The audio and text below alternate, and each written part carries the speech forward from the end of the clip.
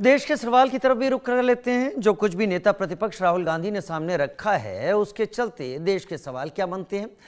चुनाव आयोग पर वोट चोरी के राहुल के आरोपों में क्या वाकई दम लगता है, पहला सवाल। दूसरा, अगर आरोप सही हैं तो कांग्रेस ने बिहार चुनाव का बायकॉट क्यों नहीं किया। अगर आरोप सही हैं तो बायकॉट कर देना चाहिए, क्योंकि वही इलेक्शन कमीशन इस बार भी चुनाव करवा रहा है। क्या राहुल के आरोप बिहार चुनाव को प्रभावित करने की एक रणनीति है। अगला, क्या फर्जी वोट के लिए विदेशी नागरिकों की फोटो का इस्तेमाल हो रहा है। कई चीजें राहुल गांधी, क्योंकि नेता प्रतिपक्ष हैं, कैबिनेट रैंक है उनके पास, मजे हुए नेता भी हैं, देश की सबसे पुरानी पार्टी के सर्वे सर्वा आप समझ सकते हैं, एक तरीके से हाईकमान का हिस्सा है। मेरे साथ तीन खास मेहमान इस वक्त जुड़ रहे हैं। मेरे साथ जुड़ रहे हैं हिमांशु शुक्ला जी, प्रवक्ता बीजेपी, बहुत स्वागत है हिमांशु भाई आपका। मेरे साथ प्रोफेसर अजय उपाध्याय का चेहरा आप देख रहे हैं, अक्सर इनका चेहरा मीडिया में कांग्रेस की बात को प्रभावी तौर से रखने के लिए हम सभी देखते रहे हैं। अजय भाई, बहुत धन्यवाद समय निकालने के लिए और हमारे साथ जुड़ने के लिए। और पद्मश्री आलोक मेहता, एक लंबा अनुभव है आलोक जी का पत्रकारिता में, 72 से लेकर अब तक कम से कम मैं इतना समझ सकता हूं कि लोकतंत्र ने कैसे करवट ली है और देश ने कितने अलग अलग रूप देखे हैं, उसका एक जीता जागता एनसाइक्लोपीडिया है। बहुत स्वागत है सर आलोक मेहता सर आपका भी हमारे साथ जुड़ने के लिए। लेकिन क्योंकि मसला नेता प्रतिपक्ष राहुल गांधी जी से जुड़ा है, मैं सबसे पहले प्रोफेसर अजय उपाध्याय आपसे ही सवाल के जरिए शुरू करना चाहूंगा। वोट चोरी के राहुल गांधी के आरोपों में प्रोफेसर अजय उपाध्याय कितना दम है कितना नहीं, इसके लिए मैं जज नहीं बन सकता। बहुत मजे हुए वो नेता हैं, चीज़ों को समझते हैं। मैं अपनी भूमिका सीमित करना चाहता हूं माध्यम की, लेकिन नेता प्रतिपक्ष हैं, सोच समझकर उन्होंने ज़रूर रखा होगा, चीज़ें उन्होंने दिखाई वो भी सामने हमने देखी। लेकिन ये जानकारी आप ज़रूर आज समझा दें, बता दें। पहला इसीलिए आपको चांस दे रहा हूं कि कांग्रेस के पास ये जानकारी कब आई, क्या ये बहुत पहले आ गई या आज सुबह आई या कल रात आई, और क्या ये आज रखने का मतलब एक तो एसआईआर के मुद्दे को फिर से जागृत करना और दूसरा जो कल वोट देने जा रहे हैं उन्हें याद दिलाना कि ये मुद्दा दिमाग में रहना चाहिए। प्रोफेसर अजय उपाध्याय। राजीव भाई, आप बहुत ही जागरूक पत्रकार हैं और आपके प्रश्नों का भी मैंने देखा, एक अच्छे ढंग से आपने प्रश्नावली बनाई है। इसको क्वेश्चनायर कहते हैं। एज ए रिसर्चर, मैं रिसर्चर भी हूँ, पीएचडी किया हूँ, कराता हूँ बच्चों को। तो इसमें एक सिस्टम है कि डेटा एनालिसिस भी एक अपने आप में सत्य को स्थापित करने का या प्रमाणित करने का, अपने रिसर्च के टॉपिक को आगे बढ़ाने का एक काम मायने होते हैं उस डेटा रिसर्च के। और डेटा रिसर्च चुनाव आयोग का ही डेटा है। यदि चुनाव आयोग का डेटा नहीं है तो चुनाव आयोग को आकर के भाजपा के जो मंत्री जी आकर के ये जो प्रेस कॉन्फ्रेंस किए, चुनाव आयोग पर प्रश्न है, चुनाव आयोग को करना चाहिए कि भैया ये जो डेटा है ये गलत है, पहली बात। दूसरी बात, आज आए कल आए, एक दिन में तो इतने बड़ा डेटा का रिसर्च हो ही नहीं सकता। ये over the period of time, कुछ दिनों से हम लोग लगे हुए थे, हमारे लोग लगे हुए थे इस पर तथ्य के साथ, और एक एक चीजों को छांटने में भी बहुत वक्त लगता है, वक्त लगा है। ये स्थिति ऐसी आई है कि बार बार राहुल जी कहते भी थे कि हम उसकी तैयारी कर रहे हैं और समय आने पर जब पूरी तैयारी होगी, तथ्य हमारे पास होगा, तो हम उसको आप लोगों के बीच पब्लिक डोमेन में रखेंगे। पहले भी ऐसे कर्नाटका को लेकर के, आनंद को लेकर के 2 बार इस पे चर्चाएं उन्होंने अलग अलग तरीके से की। तीसरी बार आज हुई है। आज भी मैं चुनाव आयोग से विनम्र आग्रह करता हूं कि आप आइए, यदि ये डेटा नेता प्रतिपक्ष राहुल गांधी जी ने गलत रखा है तो आप उसको एक एक पॉइंट को रिफ्यूट करने के लिए तर्क और तथ्य के साथ सामने खड़ा कीजिए।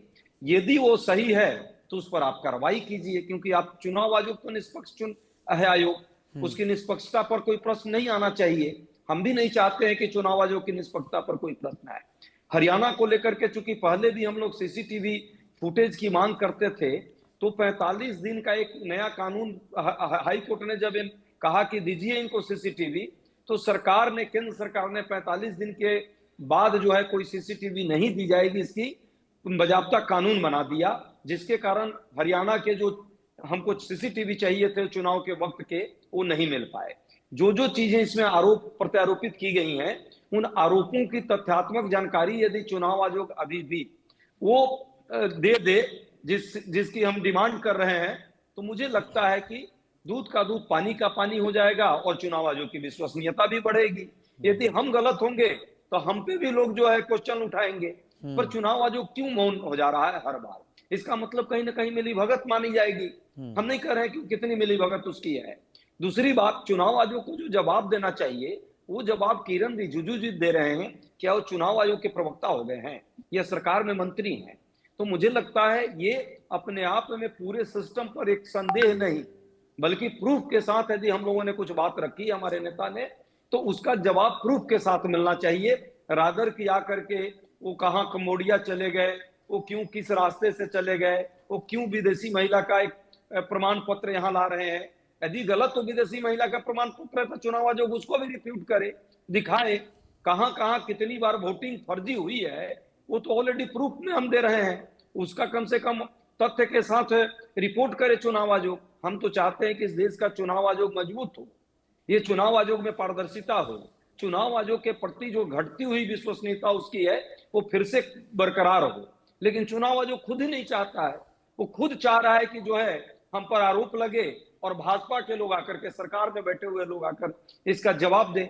इसका मतलब दोनों की मिलीभगत मानी जाएगी। चुनाव के 2 दिन पहले और 1 दिन पहले का सिर्फ प्रश्न नहीं है, जरूर चुनाव से जुड़ा हुआ मुद्दा है। बिहार में भी एसआईआर में एक दूसरा मेथड अपनाया गया सरकार के द्वारा, वो मेथड था।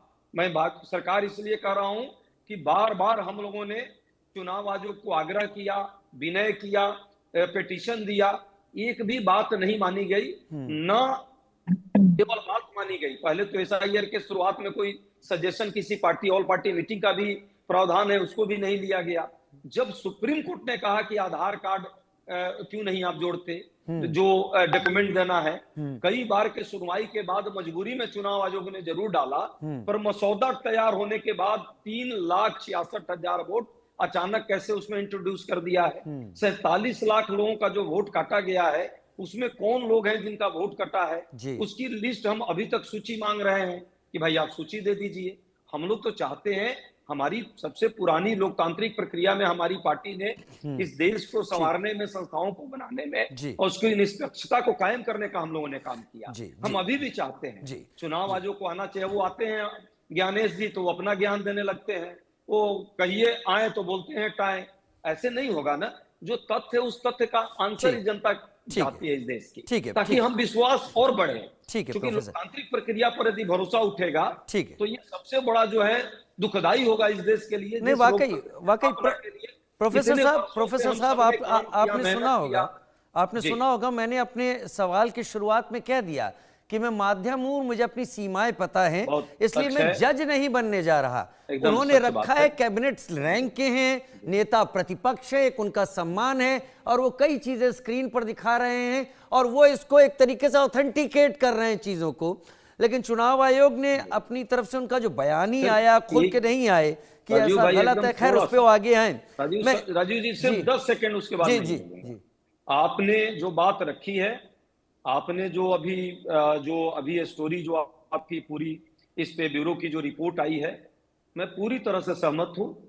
आपका काम जो निष्पक्षता वाला है वही धर्म आप निभा रहे हैं। जी, मैं हिमांशु जी से बात कर लेता हूं। मौका आप दे रहे हैं जी, हिमांशु जी से बात कर लेता हूं। हमारे विपक्ष के लोग साथी को भी देंगे। ठीक है, हिमांशु जी मेरे साथ जुड़े हैं बीजेपी के प्रवक्ता के तौर पर। आपने अपनी बातें सुनी और मुझे बड़ा अच्छा लगता है जब हम चर्चा के स्तर पर जाते हैं, जब बहस होती है तो उसमें तथ्य खो जाते हैं और कौन सबसे ज्यादा जानता है, ये बातें प्रभावी तौर पर आने लगती हैं। तो जैसे आपको सुना सबने, आप भी सुनेंगे।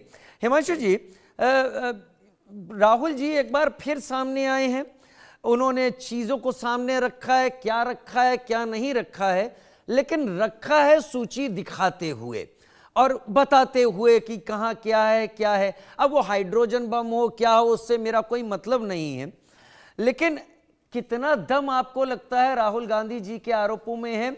एक संवैधानिक पद है उनके पास नेता प्रतिपक्ष का, कितना जरूरत आप समझते हैं कि चुनाव आयोग को आगे आकर रिफ्यूट करना चाहिए, या फिर आपको क्या लगता है आज का दिन बहुत सोच समझ कर तय किया गया? कल बिहार में पोलिंग है और एसआईआर का मुद्दा बिहार में ही सबसे प्रभावी तौर पर उठाया गया मिलकर महागठबंधन के द्वारा, या फिर आपको लगता है कि इससे पहले चुनाव आयोग ने एफिडेविट मांगा था, वो भी नहीं दिया गया, ईवीएम की जांच करने के लिए बोला था, वो भी नहीं की गई, ये भी उसी प्रक्रिया का हिस्सा है? आपका जवाब हिमांशु जी। जी, सभी को नमस्कार। जय सिया राम, भारत जय। माता की जय। देखिए, आपने बोलते बोलते ये फिर भी बोल दिया कि राहुल गांधी फिर से खड़े हो गए। फिर से खड़े हो गए मतलब पहले भी आ चुके हैं काफी बार। अब बात रही हरियाणा चुनाव की, तो मैं ऐसा करता हूं, आपके माध्यम से मैं जनता को उसी दिन पे ले जाता हूं। मैं भी, मुझे लगता है मैं इस चैनल पे बैठा था जब एग्जिट के रिजल्ट्स आ रहे थे, काउंटिंग चल रही थी, तो हम लोग सुबह प्रवक्ता सारे जो है सुबह 7 साढ़े 7 बजे से बैठ जाते हैं और तकरीबन 2-3 बजे तक हर एक चैनल में आते रहते हैं। तो सुबह 8 बजे की मुझे याद है, प्रोफेसर साहब भी बैठे होंगे, कि सुबह मैं देख रहा था कांग्रेस वालों के चेहरे पे बड़ी खुशी थी, बहुत खुश थे सब, एकदम छाती सीना फाड़ के एकदम बैठे हुए थे और हम लोग पे एकदम प्रहार कर रहे थे। और जो है टीवी पे पवन खेड़ा जी दिख रहे थे वहां पे जलेबी बांटते हुए। अगर इनको लगता है कि चोरी हुई है या कोई समस्या हुई है तो भाई जलेबी क्यों बांट रहे थे? तब तो कह रहे थे कि हम आ रहे हैं। अच्छा, इन्हीं की नेता शैलजा कुमारी आई थी, मैं उस समय बैठा हुआ था टीवी पे, आके उन्होंने बोला अपने इंटरव्यू में कि कुछ लोग नेता कांग्रेस के जो है वो कांग्रेस को ही डुबाना चाह रहे हैं, हरियाणा में नहीं आएगी कांग्रेस की सरकार। ठीक है, समय आता है 10 बजे, 10-11 बजे आता है, एकदम से जैसे ही बीजेपी की एक सीट ऊपर हो जाती है, जैसे ही 49 के आसपास पहुंचती है, एकदम से कांग्रेस का पूरा नैरेटिव चेंज हो जाता है। यहाँ तो भैया ईवीएम में चोरी हुई है, ईवीएम घोटाला हुआ है, वोट की चोरी हुई है। अरे क्यों भैया, सुबह नहीं चोरी हो रही थी? फिर आते हैं कर्नाटक में। कर्नाटक में जहां इनकी कांग्रेस की सरकार है, वहां ये कहते हैं कि 1,02,050 वोट जो है महादेवापुरम में जो है चोरी हुए हैं। तो भैया इस्तीफा दे के दोबारा चुनाव करा दो, अगर आपको ऐसा लगता है। मैं कह रहा हूं कि आपकी बात में दम है, तो आप जो कह रहे हो उसमें इलेक्शन कमीशन ने बोला कि आप फॉर्मल जो है इसका एक हलफनामा दीजिए, तो वो देने कोई नहीं आएगा, वो खाली हल्ला वल्ला मचाएंगे। मैं तो कह रहा हूं, मैं भाई की बातों से पूरा सहमत हूं, हमारे प्रवक्ता साहब की। अगर कर्नाटक में वोट की चोरी हुई है तो आप सरकार गिराएं और नए बिल्कुल एकदम ट्रांसपेरेंसी से, डेमोक्रेसी के साथ कांग्रेस कर्नाटक में दोबारा जो है इलेक्शन करवाएं। मैं पूरा साथ में हूं आपके। क्या ये करेंगे कांग्रेस के साथी हमारे? जवाब तो नहीं आ रहा पीछे से। अच्छा, देखिए, दोबारा इन्होंने बोला कि मैं आलंदा आपका में जवाब पूरे अपनी प्रोफेसर बात साहब, रखने में बीच में प्रोफेसर नहीं साहब चाहता एक डिस्टर्ब विनम्र करना। निवेदन। हिमांशु जी, मेरे ख्याल से अभी आप मेरे सवाल का जवाब दे दें, एक एक करके मैं सभी से जवाब ले लूं, उसके बाद क्योंकि अच्छा, आप ठीक है। प्रोफेसर नहीं, साहब नहीं, को मैं पूरा बोलेंगे तो वो मैं पूरा इंटरप्ट बोलता करेंगे, हूं। फिर आपको दुख होगा कि आपके टाइम में वो बोल रहे हैं। उन्होंने अच्छा, बहुत चलिए, अच्छे ठीक है। तरीके से अपनी बात रखी, आप पूरी करें। ठीक है। अच्छा, अब आलंदा में इन्होंने 6018 एप्लीकेशंस का बोला, तो चुनाव आयोग ने पूरी तरीके से जवाब दिया कि ऐसा पॉसिबल नहीं है, किसी एक मेंबर ऑफ पार्लियामेंट के कहने से, किसी पब्लिक डोमेन के कहने से वोट और जो है ऑनलाइन पोर्टल चेंज नहीं हो सकता। अच्छा, ये सब शुरू कहां से हुआ? जब राहुल गांधी के बहुत सारे, आपने एक बात बोली मंझे हुए नेता, तो मुझे वो मंझे हुए नेता तो नहीं आते, क्योंकि उनके बड़े बड़बोले बयान आते रहते हैं।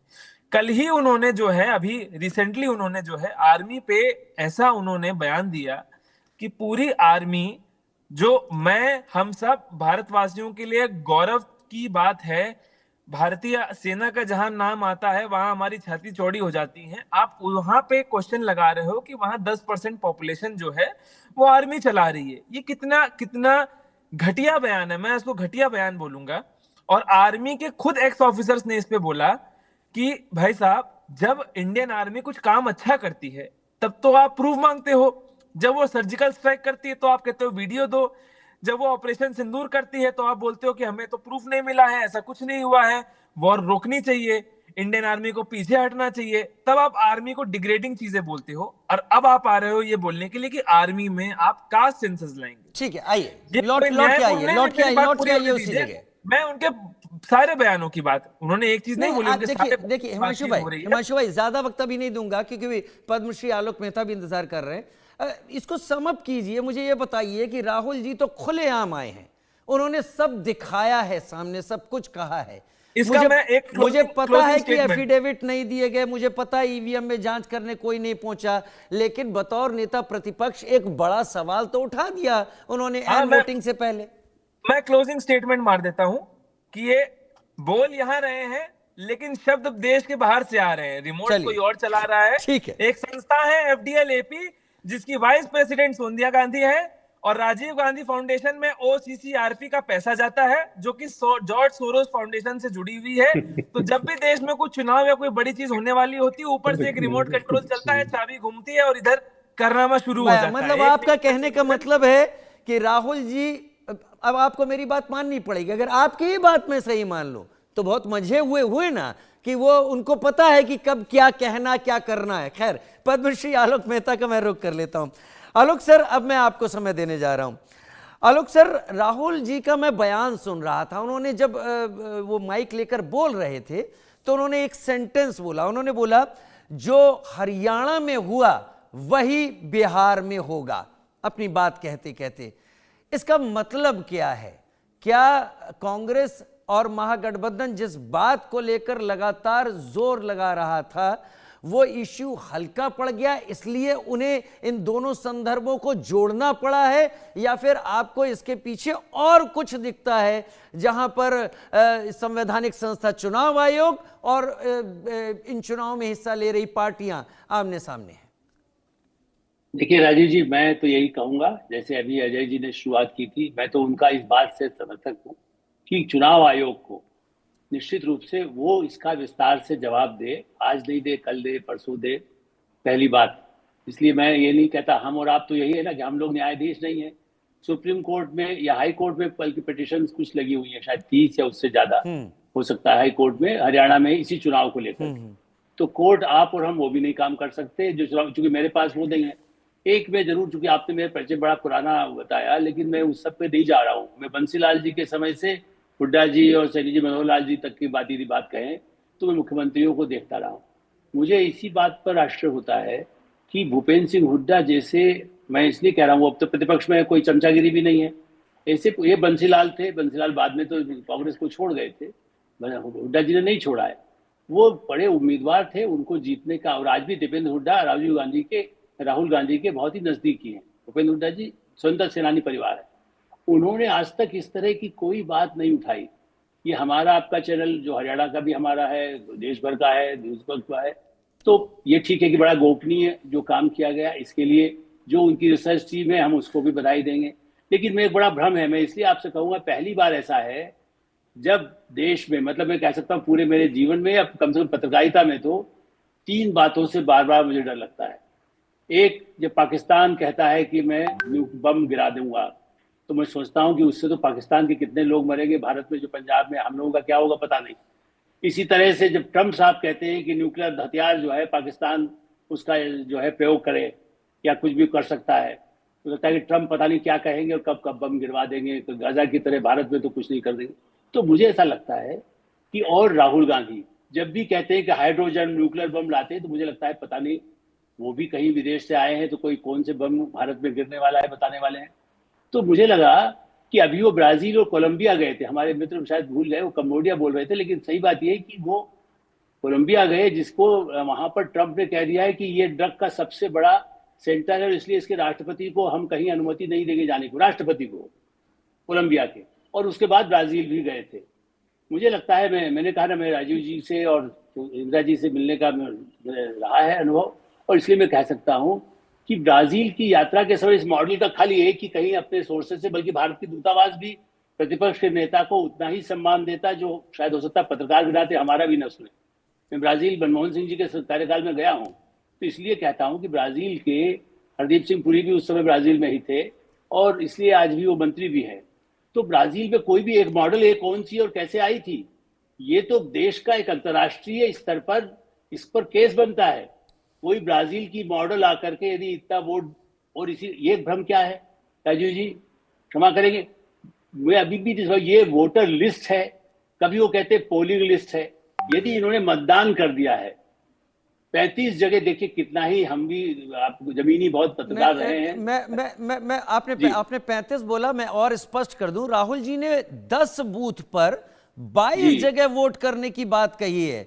अब एक जी। पोलिंग सेंटर पर कई बूथ हो सकते हैं, तो क्या जी। वो वहीं जाकर 22 जगह कर रही थी वोट और उनका स्याही भी नहीं मिट रही थी? खैर ये भी थोड़ा आश्चर्यजनक है। आप अपना जवाब पूरा करें, जो राहुल जी ने जी। कहा वो करेक्ट करना जी। था। इसीलिए मैंने भी यही सोचा कि मैं खाली उन्हीं मुद्दों को उठाऊं जिससे कि राहुल जी भी या उनकी पार्टी की तरफ से स्पष्ट हो कि भाई ये मतदाता सूची है। देखिए, मैं हिंदी में कहूंगा, हो सकता है कि उसको पोलिंग लिस्ट को वो मतदाता सूची नहीं मानते हो, वो कहते पोल हो चुका, तब भी बहुत ऑथेंटिक है, क्योंकि तब तो उसमें दस्तखत होते हैं सारे, जो वहां पर जो अफसर बैठे होते हैं, अधिकारी बैठे होते हैं, वो पार्टी के लोग भी होते हैं। और हुड्डा जी को मैं इतना कमजोर नहीं मानता कि उन बूथों पर वहां पर उनका कोई पार्टी का आदमी नहीं। वो कांग्रेस तो बहुत बड़ी पार्टी है, जी। भारतीय जनता पार्टी से बड़ी पुरानी पार्टी है, तो कांग्रेस पार्टी में ऐसे मतदान केंद्रों पर कोई नहीं था जो इलेक्शन कमीशन कह रहा है। और बहरहाल मान लो उनसे गलती हुई है, लेकिन यदि वो वोट डाल चुके हैं तब ये गंभीर अपराध बनता है। मैं और आप उनके साथ खड़े होंगे कि विदेशी कोई आकर के वोट डाले। अच्छा, ये बात है, फिर ये कैसे मालूम है कि बीजेपी को ही 25 लाख ने वोट डाला? मुझे बड़ा डर लग रहा है, मैंने किसको वोट डाला पता चल जाएगा तो पता नहीं कौन पार्टी मुझसे नाराज हो जाएगी।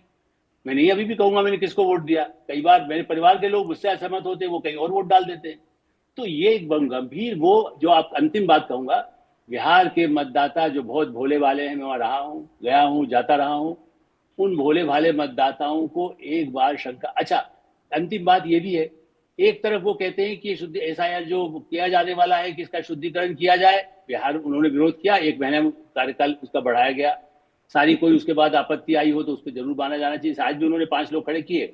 मैं मानता हूं कि चुनाव आयोग तत्काल उसके बारे में, उनका नाम यदि नहीं है तो लिया जाना चाहिए, और भी कोई आता है तो उसकी जांच उच्च स्तर पर होनी चाहिए। लेकिन अब वो कहते हैं हम तो इसके खिलाफ देश भर में आंदोलन चलाएंगे, होना ही नहीं चाहिए। तो भाई आप वोट काटने के पक्ष में हैं कि वोट जोड़ने के पक्ष में हैं?